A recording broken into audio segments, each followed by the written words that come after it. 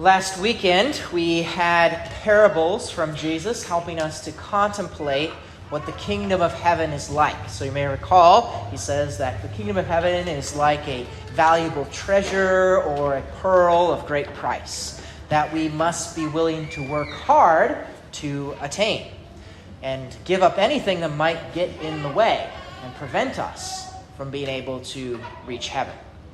And today's feast of the Transfiguration of the Lord can help us to continue to contemplate what heaven is like, what it will be for us. And the most important reality of heaven, the reason why it is so valuable, is that in heaven we will see God face to face.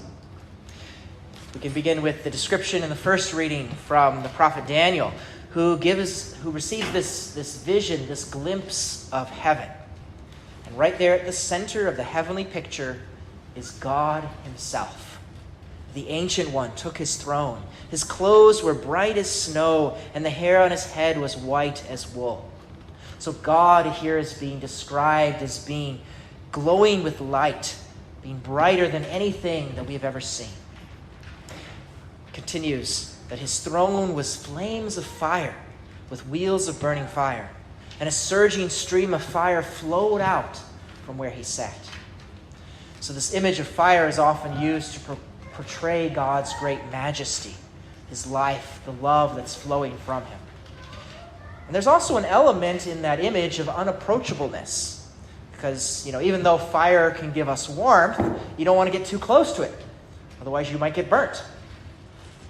And God, in some ways, is like that. God is so infinite, so glorious, that we limited human beings, in a sense, we can't get too close to him. The infinite God is way too much for us lowly creatures to take in.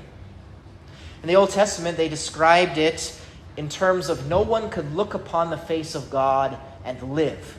That if you were to see God, you would die, because of just how glorious God is. And indeed, the readings from Mass this week, the daily readings, took us to the accounts of God giving Moses the Ten Commandments. And so Moses was allowed to go up the mountain into God's presence and receive the Ten Commandments. But being so close to God really had an effect upon him, even a physical one. Because when Moses came down from the mountain, he didn't realize it, but his face was glowing, was radiant from being in God's presence. So much so that the people were afraid of him. You saw somebody coming in with a glowing face, you might think that's pretty crazy. I don't want to be by that person. And so Moses ended up having to wear a veil over his face so that people wouldn't be afraid of him.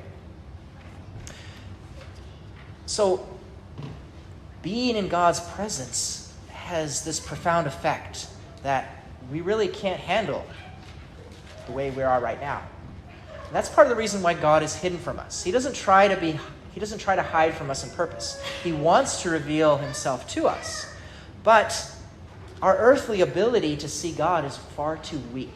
To use an analogy, think of trying to look up at the sun in the sky. If you try to look directly in the sun, you'll go blind because our eyes can't take it in. It's not because the sun isn't there, but it's because it's just too much light. Our eyes aren't designed for that. That's the same way with God. God can seem to be hidden from us, not because he's not there, but because he's too much for us to take in the way that we are right now with our own natural abilities.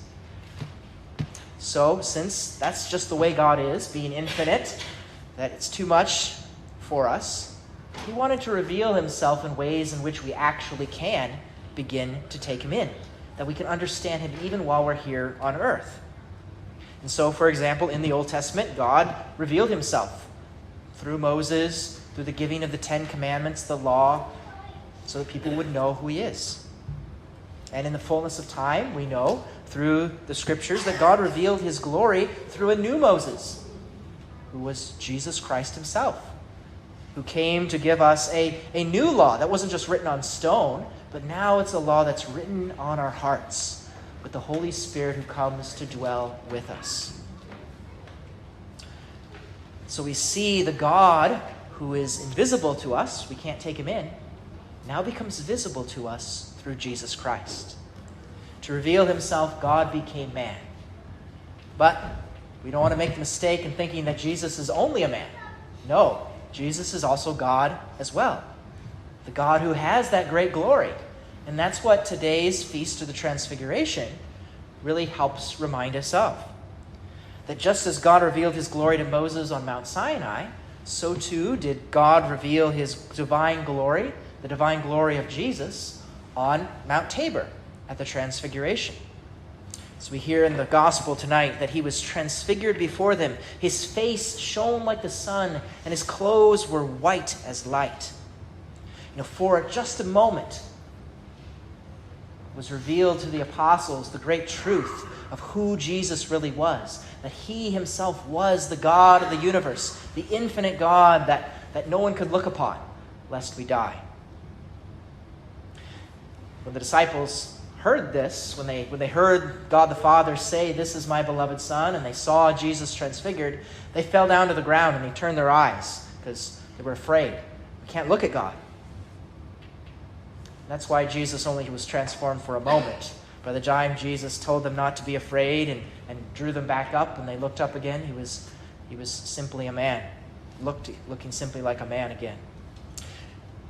But that moment of the Transfiguration gives us just a glimpse into what we would see of God when we're in heaven. Heaven is going to be the beatific vision I mentioned last week. The beatific vision where we see God face to face. Well, how is that possible? We can't look at God face to face. He's too much for us to take in. Well, in order for us to see God face to face in heaven, we have to be changed. We have to be transformed.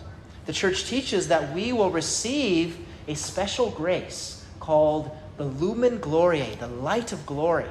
It's a special grace that transforms our natural abilities so that we will actually be able to be in God's presence and actually be able to see him face to face. Here on earth, we walk by faith, not by sight, as St. Paul says. The light of glory will be this supernatural gift that will, in a sense, replace and perfect faith so that we can see God. Faith gives us the ability here on earth to believe in God, even when we don't see him. And the Lumen Gloriae will give us the ability then to see God himself, to the extent that we can take in God as finite creatures. St. Paul says, at present we see indistinctly, as in a mirror, but then face to face. At present I know partially, then I shall know fully, as I am fully known. The closest we can come to here on earth of seeing God face to face is really when you come here to Mass. When Jesus comes to us in his real presence in the Eucharist. We have the God of the universe who comes to our tabernacles and upon our altar, who's truly present even to come to each one of you as food for your souls. But the Eucharist still requires us to have faith, because when I offer the sacrifice here on the altar, you can't see the transformation happen. Even though there is a transfiguration, a transubstantiation that occurs. So through a life of prayer and sacraments, especially coming here in the Eucharist, we are being prepared for the fullness of the light of God's glory, so that after this life has been completed and we enter into the beatific vision, we can see the splendor of God face to face.